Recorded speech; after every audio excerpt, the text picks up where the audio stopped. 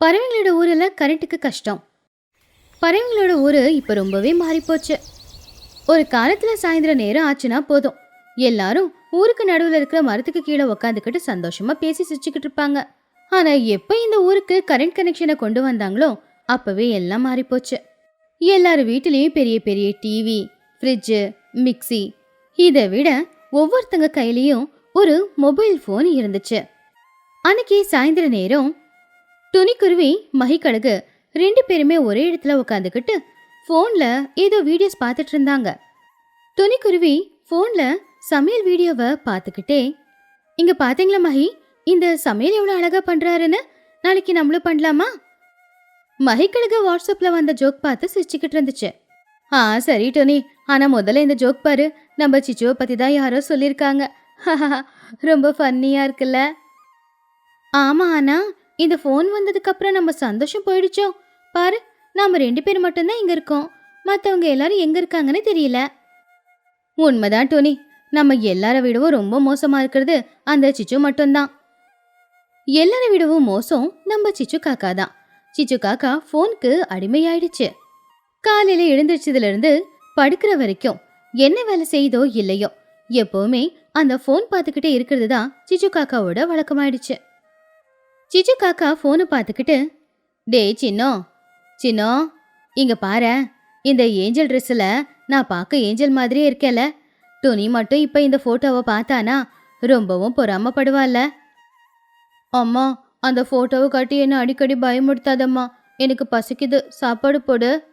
இருடா, இந்த ரீலை அப்லோட் ஆகட்டும், இன்னைக்கு 10 லைக்கு அதிகமாக வரணும். வர வர யாருக்கும் என் திறமை தெரிய மாட்டேங்குதுடா. அப்படி சிச்சு காக்கா அந்த ஃபோன்லேயே முழுகி போயிருந்துச்சு. ஆனா அன்னைக்கு மதிய நேரம் ஒரு பெரிய நிகழ்வு நடந்துச்சு. துணிக்குருவி மிக்சியில ஏதோ போட்டு ஆட்டிக்கிட்டு இருக்கும்போது திடீர்னு அந்த மிக்சி ஆஃப் ஆயிடுச்சு. அதே மாதிரி புஜ்ஜி டிவி பார்த்துக்கிட்டு இருக்கும்போது டிவியும் ஆஃப் ஆயிடுச்சு. சிச்சு காக்கா மொபைலை சார்ஜ் போடலாம் அப்படின்னு வயிறு சொருவிட்டு பார்த்தா சார்ஜ் ஆகல. போர்டில் லைட்டும் எரியல. ஊர் முழுக்க திடீர்னு கப் அப்படின்னு கரண்ட் போயிடுச்சு. அம்மா அம்மா, நான் படம் பார்த்துக்கிட்டு இருந்தேன், டிவி நின்று போயிடுச்சுமா, என்னம்மா ஆச்சு? என்ன ஆச்சு? கரண்ட் போயிருக்கோம், 10 நிமிஷத்துல வந்துடும், நீ போய் பாத்திரம் கழுவ. அட, நான் என்ன பண்றது? அது வரைக்கும் போர் அடிக்கும். அடுத்து இந்த கரண்ட் எப்போ வருமோ என்னவோ தெரியலையே. பக்கத்து வீட்டுல இருந்து சிச்சு காக்கா கத்துற சத்தம் அப்பதான் தொடங்குச்சு. ஐயையோ, மொபைல 15% தான் சார்ஜ் இருக்கு. டே சின்னோ, போய் பார்த்துட்டு வாடா, ஃபீஸ் யாராவது பிடுங்கிற போறாங்க. ஏன் ரீல்ஸுக்கு நிறைய லைக் வருதுங்கிற பொறாமையில அந்த துணி ஃபியூஸை பிடுங்கிட்டாலோ என்னவோ. அம்மா, ஊர் முழுக்க கரண்ட் போயிருக்கு, 1 மணி நேரத்தில் வந்துடும், சும்மாரு. 1 மணி நேரம், 2 மணி நேரம் ஆச்சு, 5 மணி நேரம், சாயந்தரம் 6 மணியே ஆயிடுச்சு. ஆனாலும் கரண்ட் வரல. இப்பதான் பிரச்சனையே ஆரம்பிச்சுது. எல்லார் ஃபோன்லேயுமே சார்ஜ் தீந்துக்கிட்டே தான் இருந்துச்சு. சோட்டுக்கிளி பதட்டமா, ஐயோ சார்ஜ் போயிடுச்சு, என் ஃபோன் ஆஃப் ஆயிடுச்சு, இன்னைக்கு நான் தினமும் பார்க்குற சீரியலை எப்படி பார்க்கறது? ஹீரோவுக்கு என்னாச்சோ என்னவோ. அம்மா, நான் என்ன ஹோம்ஒர்க் பண்ணணுன்றது இப்போ மொபைலில் தான் இருக்கு, டீச்சர் அடிப்பாங்க, என்ன பண்ணுறது? அட கடவுளே, பவர் பேங்க்லேயும் சார்ஜ் இல்லையே, இப்போ ஃப்ரெண்ட்ஸ் கூட நான் எப்படி சேட் பண்ணுறது? எல்லாரை விட அதிகமாக கரண்ட் இல்லைங்கிறதுனால ரொம்பவும் துடிச்சுக்கிட்டு இருந்தது சிச்சு காக்கா மட்டும்தான். சிச்சு காக்கா ஃபோனை பார்த்துக்கிட்டு, 5, 4, ஐயோ சார்ஜ் இறங்கிக்கிட்டே இருக்கே, என்னோட ஃபாலோவர்ஸ் எல்லாரும் என்னுடைய புது போஸ்ட்டுக்காக காத்துக்கிட்டு இருப்பாங்களே, என்ன பண்ணுறது? 3, 2, 1 போச்சு. சிச்சு காக்காவோட ஃபோன் ஸ்விட்ச் ஆஃப் ஆயிடுச்சு. ஐயோ, என் வாழ்க்கையே இருண்டு போச்சே அப்படின்னு சொல்லி சிச்சு காக்கா ரொம்பவும் வருத்தப்பட்டுக்கிட்டு இருந்துச்சு. அன்னைக்கு சூரியனும் முழுகிட்டான். பறவைங்களோட ஊரு இருட்டுல முழுகி போயிடுச்சு. எப்பவுமே எரியற தெருவிளக்கும் எரியல, யாரோட வீட்டிலையும் ஒரு லைட்டு கூட எரியல. அந்த இருட்டை பார்த்து எல்லாரும் பயந்துகிட்டு இருந்தாங்க. அம்மா, இருட்டா இருக்குமா, எனக்கு எதுவுமே தெரியலம்மா. பயப்படாத புஜ்ஜி, ஒன்றும் ஆகாது. இந்த பழைய கேண்டில் எல்லாத்தையும் எங்கே வச்சேனே எனக்கு தெரியலையே. அப்போதான் சிச்சு வெளியில வந்து, யாராவது இருக்கீங்களா? இருட்டா இருக்கு, வழியே தெரியல, என்னோட ஃபோனில் ஃப்ளாஷ் லைட்டும் ஒர்க் ஆகலை, இந்த இருட்டில் போய் எங்கேயாவது விழுந்துருவேணும்னு பயமாக இருக்கு, யாராவது இருந்தா உதவி பண்ணுங்க. எல்லாரும் வீட்டை விட்டு வெளியில வந்து பார்த்தப்போ அந்த இருட்டை பார்த்து எல்லாருமே ரொம்பவும் பயந்துட்டாங்க. இது வரைக்கும் எந்த அளவுக்கு கரண்ட்டை நம்பி வாழ்ந்திருக்காங்க அப்படிங்கிறது அவங்களுக்கு புரிஞ்சுது. அப்பதான் மகிக்கழுகோட வீட்டுக்குள்ள இருந்து ஒரு சின்ன வெளிச்சம் வெளியில வந்துச்சு. மகிக்கழுகு ரொம்பவும் பழைய ஒரு விளக்க வச்சுக்கிட்டு இருந்தா. மகி சிரிச்சுக்கிட்டே, என்ன இது, கரண்ட் இல்லைன்னா நம்மளால வாழ முடியாதா? நம்ம தாத்தா பாட்டி காலத்துல கரண்ட் இருந்துச்சா? அப்ப அவங்க வாழல, ஏன் இந்த விளக்கு வெளிச்சம் நமக்கு பத்தாதா அப்படின்னு மகிக்கழுகு லேந்தர் பிடிச்சிக்கிட்டு சொல்லுச்சு. லேந்தர்ல இருந்து வந்த வெளிச்சம் அந்த இடம் முழுக்க பரவுச்சு. அதை பார்த்து பறவைங்க எல்லாருமே மகிக்கழுகு பக்கத்துல வந்து நின்னாங்க. எங்க வீட்டிலயும் இதே மாதிரி பழைய விளக்கு ஒன்று இருக்கு. புஜி, வா அதை போய் எடுக்கலாம். எங்க வீட்லயும் இருக்கு. பனு, வாடா அதை போய் எடுக்கலாம். ஐயோ, பழைய விளக்கா? என்கிட்டயும் ஒன்று இருக்கு. ஆனா அது யூஸ் பண்ணா என் ஸ்டேட்டஸ் என்ன ஆகுறது? முதல்ல உயிரை காப்பாத்திக்க சிச்சோ, அப்புறம் ஸ்டேட்டஸ் பத்தி யோசிக்கலாம். எல்லாருமே அவங்க வீட்டு பரணையில போட்டிருந்த பழைய லேந்தர் விளக்க வெளியில எடுத்தாங்க. அதுல கெரோசன் ஊத்தி திரி போட்டு ஏத்தி வச்சாங்க. கொஞ்ச நேரத்துல இது வரைக்கும் பல்பு வெளிச்சத்துல வெளிச்சமா இருந்த அந்த ஊரு இப்போ இயற்கையான லேந்தர் விளக்கு வெளிச்சத்துல பகல் மாதிரி இருந்துச்சு. பசங்களுக்கு அந்த லேந்தர் விளக்கு வெளிச்சம் புதுசாதான் இருந்துச்சு. பசங்க எல்லாரும் செவுத்துல அவங்க நிழல் விழுறத பார்த்து அதை வச்சு விளையாட்டு ஆரம்பிச்சாங்க. டேய் சின்னு, இது என்ன நிழல்டா? புஜி, அது நாய்வால் மாதிரி இருக்கு. இங்க எங்க அம்மாவோட மூக்க பாரு. டேய், என்னோட மூக்கா? பெரியவங்களுக்கு கையில போனும் இல்ல, வீட்ல டிவியும் இல்ல. என்ன பண்றதுன்னு தெரியாம எல்லாரும் விளக்கு எடுத்துக்கிட்டு ஊருக்கு நடுவுல இருக்கிற அந்த மரத்துக்கிட்ட வந்தாங்க. எத்தனையோ வருஷத்துக்கு அப்புறமா பறவைங்களோட ஊர்ல இருக்கிற பறவைங்க எல்லாரும் ஒன்னா சேர்ந்திருந்தாங்க. அப்பாடா, எவ்வளவு அமைதியா இருக்குல்ல. இந்த போனோட சத்தம் இல்ல, எல்லாரும் ஒன்னா உக்காந்துருக்கோம். ஆமா டோனி, என்னடா சீரியல் பார்க்க முடியலையேன்னு வருத்தப்பட்டேன். ஆனா அந்த சீரியல்ல எப்ப பார்த்தாலும் மாமியார் மருமக சண்டை தான். அதுக்கு நாம எல்லாரும் இப்படி ஒன்னா உட்காந்து பேசுறதே நல்லா இருக்கு. ஆனா சிச்சு காக்கா இன்னும் கோவமா, சே, இந்த லேந்தர் வெளிச்சத்துல என் உருவம் சரியா தெரியவும் மாட்டேங்குது. ரீல்ஸும் போட முடியல, என்னால மொபைலும் பார்க்க முடியல. உண்மையிலேயே இந்த கரண்ட் இல்லைன்னா எனக்கு ரொம்ப கஷ்டமா இருக்கு, இருக்கவே முடியல. மகிக்கழுகு சிரிச்சுக்கிட்டே, பைத்தியமா உனக்கு சிச்சோ, எப்பவுமே ஃபாலோவர்ஸ் பத்தியே யோசிச்சுக்கிட்டு இருந்தா என்ன இருக்கு? முன்னாடியே நாங்க எல்லாரும் நின்றுக்கிட்டு இருக்கோம், எங்க கிட்ட பேச முடியாதா? ஊருக்கு கரண்ட் வந்து நம்ம எல்லாரையும் பிரிச்சு வச்சுது. இந்த இருட்டு மறுபடியும் வந்து நம்ம எல்லாரையும் சேர்த்து வச்சிருக்கு. மகிக்கழுகு பழைய காலத்து கதையெல்லாம் சொல்ல ஆரம்பிச்சுது. சோட்டுக்கிளி ஜோக் சொல்லிக்கிட்டு இருந்தா, துணிக்குருவி பாட்டு பாடிக்கிட்டு இருந்தா. சிச்சு காக்கா முதல்ல கோவமா இருந்தாலும் கொஞ்ச நேரத்துல அவங்க பேசுறதையெல்லாம் கவனிக்க ஆரம்பிச்சுது. அப்போ சிச்சு காக்கா மகிக்கிட்ட, என்னங்க மகி, உங்க கதையில லாஜிக்கே இல்லையே. அது மட்டும் இல்ல, அந்த ஹீரோ நல்லாவே இல்லை, என்ன மாதிரி புத்திசாலியும் இல்லை. ஆமா சிச்சோ, உன்ன மாதிரி யாரும் ஸ்மார்ட் இல்லை. அன்னைக்கு ஃபோனை அரிசி டப்பால போட்டு வச்ச, நேத்து தண்ணியில போட்டு வச்ச, உன்ன மாதிரி யோசிக்க முடியுமா? அதை கேட்டு எல்லாருமே சிரிச்சுக்கிட்டு இருந்தாங்க. பல மணி நேரம் ஓடி போச்சு. அவங்க பேசுறதுல கரண்ட் இல்லை அப்படிங்கிற விஷயத்தையே மறந்துட்டாங்க. பசங்க எல்லாரும் விளையாடி விளையாடி அங்கேயே படுத்து தூங்குனாங்க. பெரியவங்க எல்லாரும் பல வருஷத்துக்கு அப்புறமா சந்தோஷமா ஒன்னா உட்காந்து பேசிக்கிட்டு இருந்தாங்க. நடுராத்திரி ஆனதுக்கு அப்புறமா தான் எல்லாரும் சரி போய் படுக்கலாம் அப்படின்னு நினைக்கும் போது திடீர்னு ஊர்ல இருக்கிற அந்த தெருவிளக்கு எல்லாமே எரிஞ்சுது. வீட்டுக்குள்ளாரையும் லைட்டும் எரிஞ்சுது. கரண்ட் வந்துருச்சு. அவ்வளோ நேரம் இருட்டா இருந்த அந்த இடத்துக்கு திடீர்னு லைட் வெளிச்சம் வந்த உடனே எல்லாரும் பட்டுன்னு கண்ணை மூடிட்டாங்க. அப்பதான் சிச்சு காக்கா கரண்ட் வந்ததை பார்த்து பட்டுன்னு எழுந்திருச்சுது. அப்பாடா, கரண்ட் வந்துச்சு, என் ஃபோனு, என் ரீல்ஸு அப்படின்னு சொல்லி அவளுடைய வீட்டுக்கு ஓடுனா. ஆனா மற்றவங்க எல்லாருமே கரண்ட் வந்ததை பார்த்து ஒருத்தங்க முகத்தை இன்னொருத்தங்க பார்த்துக்கிட்டு அமைதியா இருந்தாங்க. சோட்டுக்கிளி ரொம்ப கவலையா, அவ்வளவுதான், கரண்ட் வந்துருச்சா, நம்ம சந்தோஷம் போச்சு, நாளைக்கு இருந்து எப்பவும் போலதான். துணி கையில் இருக்கிற அந்த லேந்தர் விளக்க பார்த்து, உண்மைதான், இனி இந்த லேந்தருக்கும் வேலை இல்லை, நம்ம வாய்க்கும் வேலை இல்லை, அமைதியா இருக்கணும் இல்ல? ஏன் கவலைப்பட்ட துணி? கரண்ட் வந்து நம்மளுடைய சந்தோஷத்தை கெடுத்துருமா என்ன? கரண்ட் இருந்தா என்ன, இல்லைனா என்ன, நாம எப்பவும் போல உட்காந்து சந்தோஷமா பேசலாம். எல்லாமே நம்ம கிட்ட தான் இருக்கு. நாம தினமும் சாயந்தரம் இப்படியே மீட் பண்ணலாம், சரியா? இது உண்மையிலே நல்ல யோசனை தாங்க. இந்த யோசனை எல்லாருக்குமே பிடிச்சது. சிச்சு காக்கா ஃபோன் சார்ஜ் ஆகுறத பார்த்து, ஐயோ, எனக்கு நிறைய நோட்டிஃபிகேஷன் வந்திருக்கு அப்படின்னு சொல்லி வெளியில வந்து, உங்க ஐடியா எல்லாம் நல்லா இருக்கு, ஆனா டீயும் பஜ்ஜியும் துணி தான் கொண்டு வரணும், நான் சும்மா உட்காந்து பேச மாட்டேன் அப்படின்னு சொல்லிச்சு சிச்சு காக்கா. சிச்சு சொன்னதை கேட்டு அவங்க எல்லாருமே விழுந்து விழுந்து சிரிச்சுக்கிட்டு இருந்தாங்க. அப்படி அன்னைக்கு ஒரு நாள் கரண்ட் இல்லாம போனது அவங்க வாழ்க்கையில சந்தோஷத்தை கொடுத்துச்சு. பறவைங்களோட கிராமத்துல அப்பதான் மழை காலம் முடிஞ்சிருந்துச்சு. வயல் எல்லாமே பாக்குறதுக்கு பச்சை பசேல்னு ரொம்பவும் அழகா இருந்துச்சு. குளிர்காலம் அடுத்து வர்றதுக்கு இன்னும் ரொம்ப நாள் இருக்கு அப்படின்னு பறவைங்க எல்லாரும் அவங்க பாட்டுக்கு அவங்கவுங்க வேலைகளை செஞ்சுக்கிட்டு இருந்தாங்க. துணிக்குருவி அப்பதான் வயல்ல இருந்து வீட்டுக்கு வரும்போது புஜ்ஜிக்குருவி எப்பவும் போலவே வீட்டுல ஒரு மூலையில போர்வை போத்தி படுத்து தூங்கிக்கிட்டு இருந்தா. புஜ்ஜி, எழுந்துருமா, இவ்வளவு நேரம் ஆகுது, இன்னும் தூங்கிக்கிட்டே இருக்க. இன்னைக்காவது என் கூட வயலுக்கு வரலாம் இல்லையா? எல்லாரும் பாரு வயலுக்கு போய் எப்படி உதவி பண்றாங்கன்னு. அப்போ புஜ்ஜிக்குருவி கண்ணை தொடச்சுக்கிட்டு எழுந்திருச்சு வந்து, அம்மா என்னம்மா இது, குளிரா இருக்கும்போது இழுத்து போத்திக்கிட்டு தூங்கணும்னு தான் தோணணும், ஆனா வேலை செய்யணும்னு உனக்கு ஏமா தோணுது? நல்லா கனவு வேற வந்துச்சுமா, எனக்கு கொஞ்ச நேரம் தூங்க விடுமா? துணிக்குருவி சிரிச்சுக்கிட்டே, உன் சோம்பேறித்தனம் எப்ப மாறப்போகுதோ அப்படின்னு நினைச்சுக்கிட்டு வேலையே செய்ய ஆரம்பிச்சா.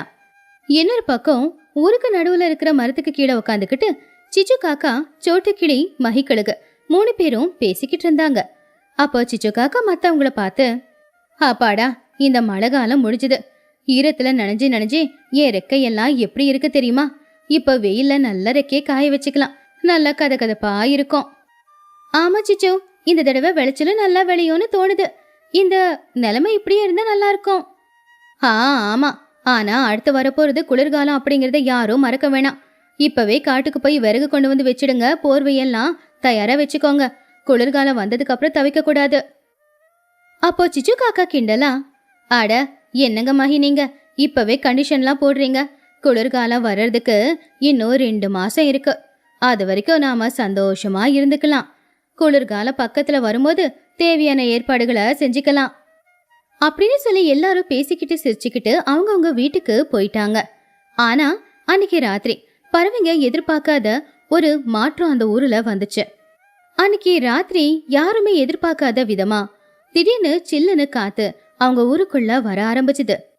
ஆகாயம் அமைதியா இருந்தாலும் அந்த காத்துக்கு ஊர்ல இருக்கிற மரங்கள் எல்லாமே அசைய ஆரம்பிச்சுது. சரியா விடிய காலையில அந்த ஊர்ல திடீர்னு பனி பொழிய ஆரம்பிச்சுது. காலையில வீட்டை விட்டு வெளியில வந்த பறவைங்களுக்கு வெளியில இருக்கிற அந்த காட்சியை பார்த்ததும் ஒரு நொடி இதயமே நின்னு போச்சு. 2 மாசத்துக்கு அப்புறம் வர வேண்டிய குளிர்காலம் இப்பவே தொடங்கிடுச்சு. பாவம் குளிர்ல துணி நடுங்கிக்கிட்டே, ஐயோ என்ன இது, இவ்வளவு சீக்கிரமா குளிர்காலம் வந்துருச்சு, எனக்கு உடம்பெல்லாம் வெறிச்சு போச்சு, குளிர தாங்கிக்கவே முடியல. அப்போ புஜ்ஜிக்குருவி போர்வைய நல்லா இழுத்து போத்திக்கிட்டு, அம்மா இது நல்லா தானே இருக்கு, குளிர்காலம் வந்துச்சுன்னா நல்லா இழுத்து போத்து தூங்கிக்கலாம். குளிர்காலம் வந்துருச்சுன்னு ஆபீஷியலா நான் சொல்லிக்கிட்டு இருக்கேன். போ, எனக்கு சூடா பால் எடுத்துட்டு வாம்மா. உனக்கு கிண்டலா இருக்கா புஜ்ஜி? இன்னும் குளிர்காலத்துக்கு தேவையான எந்த ஏற்பாடும் பண்ணல. நம்ம கிட்ட போர்வையும் ரெடி பண்ணிக்கல, நாம விறகும் எடுத்துட்டு வரல. எப்படி தூங்குறது, எப்படி அடுப்பு பத்த வைக்கிறது அப்படின்னு இவங்க இங்க பேசிக்கிட்டு இருக்கும்போது பக்கத்து வீட்டுல இருந்து சிச்சுவோட குரல் கேட்டுச்சு. சிச்சு காக்கா புள்ள சின்னு கிட்ட, டே சின்னோ, எல்லாம் முடிஞ்சு போச்சு, குளிர்காலம் வந்துருச்சுடா. வெளியில இருக்கிற என் கைத்து கட்டல் முழுக்க பனி பொழிஞ்சு ஈரமா இருக்கு. நேத்து தான் சம்மர் சேலுன்னு சொல்லி நான் வேற என் பழைய போர்வை எல்லாத்தையுமே வித்துட்டேன். நான் பண்ணது எவ்வளவு முட்டாள்தனமான வேலைடா. அம்மா, எனக்கு குளிர்ல பேசக்கூட முடியலம்மா. முதல்ல அந்த ஜன்னலை சாத்துமா, நீதான் புத்திசாலி ஆச்சே, ஏதாவது ஒரு வழிய கண்டுபிடிமா. சிச்சு காக்கா பதட்டமா, ஐயோ இந்த குளிர்ல என் அறிவெல்லாம் போயிடுச்சே, இப்ப நான் என்ன பண்றது? ஊர்ல இருக்கிற பறவைங்க எல்லாரும் அந்த குளிர தாங்க முடியாம காட்டுக்கு விறகு எடுத்துட்டு வர்றதுக்காக கிளம்புனாங்க. ஆனா ராத்திரி பனி பொழிஞ்சதுல விறகு எல்லாமே ஈரமா இருந்துச்சு. அத பத்த வைக்க முயற்சி பண்ணாலும் பத்த வைக்கவே முடியல. டோனி, இந்த விறகு தீப்பிடிச்சுக்க மாட்டேங்குது, ரொம்ப ஈரமா இருக்கு. இப்படியே இருந்தா ராத்திரி இந்த குளிர தாங்கிக்க முடியாது போலியே. நாமனா பரவாயில்ல, பசங்க நிலைமை என்ன ஆகுமோ? அப்படி எல்லாரும் பேசிக்கிட்டு இருக்கும் போது சிச்சு காக்காவோட மூளையில அவருடைய வியாபார யுக்தி வேலை செய்ய ஆரம்பிச்சது. எல்லாரும் குளிர்ல நடுங்கிக்கிட்டு இருக்காங்க. இதுதான் சரியான நேரம். இந்த நேரத்துல இந்த குளிர வச்சு நாம ஏதாவது கொஞ்சம் பணம் சம்பாதிக்கணும் அப்படின்னு அவ யோசிக்க ஆரம்பிச்சா. உடனே சிச்சு அவ வீட்டு வாசல்ல இன்ஸ்டன்ட் ஹீட் சென்டர் அப்படின்னு ஒரு போர்டை வச்சா. சிச்சு காக்கா சத்தமா கத்தி, வாங்க வாங்க, குளிரா இருக்குன்னு யாரும் கவலைப்படாதீங்க. இங்க வந்தீங்கன்னா உங்களுக்கு இன்ஸ்டன்டா சூடு கிடைக்கும். 1 மணி நேரம் சூடா இருக்கிறதுக்கு வெறும் 10 ரூபாய் மட்டும்தான். அதை கேட்டு ஊர்ல இருக்கிற பறவைங்க எல்லாரும் அங்க ஓடோடி வந்தாங்க. சிச்சு, இவ்வளவு விறகு எப்படி எடுத்துக்கிட்டு வந்த? சிச்சு ரொம்ப பெருமையா, அது என்னுடைய புத்திசாலித்தனம். வெயில் காலத்திலேயே நிறைய விறகு கொண்டு வந்து என் வீட்டு கட்டிலுக்கடியில போட்டு வச்சிருந்தேன். அது என்னுடைய தொலைநோக்கு பார்வை. சரி, யாருக்கெல்லாம் சூடு வேணும்? எல்லா பறவைங்களும் குளிர் தாங்க முடியல அப்படிங்கறதுனால 10 ரூபாய் கொடுத்து நாங்க குளிர் காயணும் அப்படின்னு சொன்னாங்க. சிச்சு காக்கா அவங்க கொடுத்த பணத்தை சந்தோஷமா எடுத்து வச்சுக்கிச்சு. ஆனா சிச்சு தன்னை தானே புத்திசாலின்னு நினைச்சுக்கிறா. ஆனா அவ புத்திசாலி இல்லையே. அவ சேர்த்து வச்சிருந்த விறகு ரொம்ப கொஞ்சமா இருந்துச்சு. 1 மணி நேரத்திலேயே அது தீர்ந்து போச்சு. என்ன சிச்சோ, நெருப்பு அணைஞ்சு போச்சு. அதான் நான் 10 ரூபாய் கொடுத்தேன்ல. அதை கேட்டு சிச்சு காக்கா, அது காத்தடிக்குதுல, அதான் சீக்கிரமா நெருப்பு அணைஞ்சு போச்சு. சரி, இன்னொரு 10 ரூபாய் கொடு, அப்ப குளிர் காயலாம். அப்பதான் சிச்சு காக்காவோட வீட்டுக்கு பின்னாடியில இருந்து சின்னு அழுதுகிட்டே அங்க ஓடி வந்தான். அம்மா அம்மா, வீடு முழுக்க புகை, வீட்டுக்குள்ள என்னால இருக்கவே முடியல. ஆமா, பழைய கட்டிலு சேரு எல்லாத்தையும் உடைச்சு நீ நெருப்புல போட்டுட்டியா அப்படின்னு உண்மையே சொல்லிட்டான். சிச்சு காக்கா கிட்ட காஞ்ச விறகுன்னு எதுவுமே இல்ல. பணம் சம்பாதிக்கணுங்கிற ஆசையில வீட்டுல இருக்கிற மர கட்டிலு சேரு எல்லாத்தையும் உடைச்சு கொண்டு வந்துதான் அவன் நெருப்புல போட்டிருக்கான். ஆனா அந்த நெருப்பு சீக்கிரமா அணிஞ்சு போனதுனால அவ வியாபாரம் 1/2 மணி நேரத்திலேயே மூடிடுச்சு. பாத்தியா சிச்சு, உன்னோட புத்திசாலித்தனம். வீட்டுல இருக்கிற பொருளும் போச்சு, உனக்கு பணமும் வரல. நாங்க எல்லாரும் இன்னும் குளிர்ல தான் இருக்கோம். சிச்சு அவமானத்துல தலை குனிஞ்சு நின்னா. அவளுடைய பேராசை குணத்தினால இப்ப அவதான் நஷ்டப்பட்டு நின்னுக்கிட்டு இருந்தா. அவளை நம்பி இருந்த ஊர் ஜனங்களும் ரொம்பவும் ஏமாந்துட்டாங்க. அன்னைக்கு சாயந்தர நேரம் குளிர் அதிகமாச்சு. முக்கியமா சின்ன பசங்க, வயசானவங்களால அந்த குளிரை தாங்கிக்கவே முடியல. டோனி, இப்ப என்ன பண்றது? இன்னைக்கு ராத்திரி போறதே ரொம்ப கஷ்டம் போலியே. துணிக்குருவி சுத்தி பார்த்தா. எல்லாருமே குளிர் தாங்க முடியாம கதவு சாத்திக்கிட்டு இருக்கிற ஒவ்வொரு போர்வை போத்திக்கிட்டு படுத்துக்கிட்டு இருந்தாங்க. எல்லாரும் தனித்தனியா இருந்தா இந்த குளிர்ல இருந்து தப்பிக்க முடியாதுன்னு துணிக்கு தெரியும். அப்ப துணி எல்லாரையுமே கூப்பிட்டு, எல்லாரும் கேளுங்க, என்கிட்ட ஒரு யோசனை இருக்கு. குளிர் தாங்க முடியாம எல்லாரும் தனித்தனியா இருக்கிறத விட ஒன்னாவே இருந்து இந்த குளிர்ல இருந்து நாம தப்பிச்சுக்கலாம் இல்லையா? ஒரே இடத்துல இருந்து என்ன பண்ண போறோம்? குரூப் டிஸ்கஷன் ஏதாவது இருக்கா? சொல்றத கேளு சிச்சு. நம்ம எல்லார் வீட்டை விட பெரிய வீடு மகியோட வீடு. ரொம்ப ஸ்ட்ராங்காவும் இருக்கும். நாம எல்லாரும் நம்ம கிட்ட இருக்கிற போர்வை, விறகு, அப்புறம் சாப்பாட்டுக்கு தேவையான பொருட்கள் எல்லாத்தையும் எடுத்துக்கிட்டு மகியோட வீட்டுக்கு போயிடலாம். நம்ம எல்லாரும் ஒன்னாவே அங்க நெருப்பு மூட்டிக்கலாம். அப்படியே அங்கேயே சமைச்சு நம்ம எல்லாரும் ஒன்னா சாப்பிட்டுக்கலாம். அதனால அனல் எல்லாருக்குமே கிடைக்கும். எந்த ஒரு கஷ்டமும் இல்லாம இந்த குளிர்காலமும் முடிஞ்சிரும். துணி சொன்ன அந்த யோசனை எல்லாருக்கும் பிடிச்சிருந்துச்சு. ஆமா, இது ரொம்ப நல்ல யோசனை. துணி, நாம அப்படியே பண்ணிடலாம். அப்படி 1/2 மணி நேரத்துல பறவைங்க எல்லாரும் அவங்க கிட்ட இருக்கிற எல்லா பொருட்களையும் எடுத்துக்கிட்டு வேக வேகமா மகிக்கழுகோட வீட்டுக்கு போய் செட்டில் ஆயிட்டாங்க. இப்போ அந்த வீடு முழுக்கவே ரொம்பவும் கலகலப்பா இருந்துச்சு. மகிக்கழுகு, துணிக்குருவி 2 பேரும் சேர்ந்து அங்க இருக்கிற எல்லாருக்காகவும் சுட சுட சாப்பாட வேக வேகமா சமைக்க ஆரம்பிச்சாங்க. லூசியும் சோட்டுவும் பசங்களுக்கு சாப்பாடு கொடுத்து ஒரு ஓரமா அவங்க 3 பேரையும் படுக்க வச்சு போர்வைய போத்தி விட்டாங்க. வீட்டுக்கு நடுவுல குளிர் காயறதுக்காக நெருப்பு ஏத்தி வச்சாங்க. பெரியவங்க எல்லாருமே அந்த நெருப்புக்கு சுத்தி உக்காந்துக்கிட்டு நல்லபடியா குளிரும் காஞ்சுக்கிட்டு இருந்தாங்க. ஆனா சிச்சு காக்கா மட்டும் அவங்க கூட உக்காராம தூரமா உக்காந்துக்கிட்டு இருந்தா. அவகிட்ட போர்வையும் இல்ல, காஞ்ச விறகும் இல்ல. ஆனாலும் திமிரு குறையல. யாருக்கிட்டையும் கேட்க விருப்பம் இல்லாம அவ தனியா போய் உக்காந்துக்கிட்டு இருந்தா. புஜ்ஜி குருவி இத கவனிச்சா. அப்போ அவ போத்திக்கிட்டு இருந்த அந்த போர்வையை எடுத்துட்டு போய் சிச்சு காக்கா மேல போத்தி அவ போத்திக்காம நின்னுக்கிட்டு இருந்தா. அத்தை, இத போத்திக்கிட்டு போய் படுங்க போங்க அப்படின்னு சொன்னதோ சிச்சு காக்கா ரொம்பவும் ஆச்சரியப்பட்டா. முத தடவையா அவ கண்ணுல திமிர் போய் பாசம் தெரிஞ்சுது. அன்னைக்கு ராத்திரி ஊர்ல இருக்கிற எல்லாருமே மொத்தமா ஒரே வீட்டுல இருந்தாங்க. குளிர் முதல்ல சுட சுட கஞ்சியை காய்ச்சி குடிச்சுக்கிட்டு டீ காஃபிய போட்டுக்கிட்டு அந்த குளிர்ல இருந்து அவங்கள எல்லாருமே காப்பாத்திக்கிட்டாங்க. அடுத்த நாள் காலையில பனி கொஞ்சமா தான் இருந்துச்சு. சூரியன் வெளியில வந்தான். அதனால வெயிலும் இருந்துச்சு. பறவைங்க எல்லாருமே சந்தோஷமா வெளியில வந்தாங்க. அப்பாடா, தப்பிச்சோம். டோனி, உன்னுடைய புத்திசாலித்தனம் இன்னைக்கு நம்ம எல்லாரையுமே காப்பாத்திருக்கு. அப்போ சிச்சு காக்காவும் மெதுவா துணி பக்கத்துல வந்து, டோனி, நேத்து உன்கிட்ட 10 ரூபாய் வாங்கினல, அதை நான் உனக்கு திருப்பி கொடுத்துடுறேன். என் வீட்டுல சமைக்கிறதுக்கு கூட எதுவுமே இல்ல. உன் வீட்டுல கஞ்சி காய்ச்சினா எனக்கும் கொஞ்சம் கொடுக்குறியா? அதை கேட்டு எல்லாருமே சிரிச்சாங்க. அப்போ டொனியும் சிரிச்சுக்கிட்டே, என்ன சிச்சோ, ஏன் இப்படி கேக்குற? கஞ்சி தானே, நான் உனக்கு கொடுக்கறேன். ஆனா ஒண்ணு புரிஞ்சுக்கோ, ஒருத்தவங்களுடைய கஷ்டத்தை நாம நமக்கு சாதகமா எப்பவுமே பயன்படுத்திக்க கூடாது அப்படின்னு சொன்னதுக்கு சிச்சுவும் சரி அப்படின்னு ஒத்துக்கிட்டா.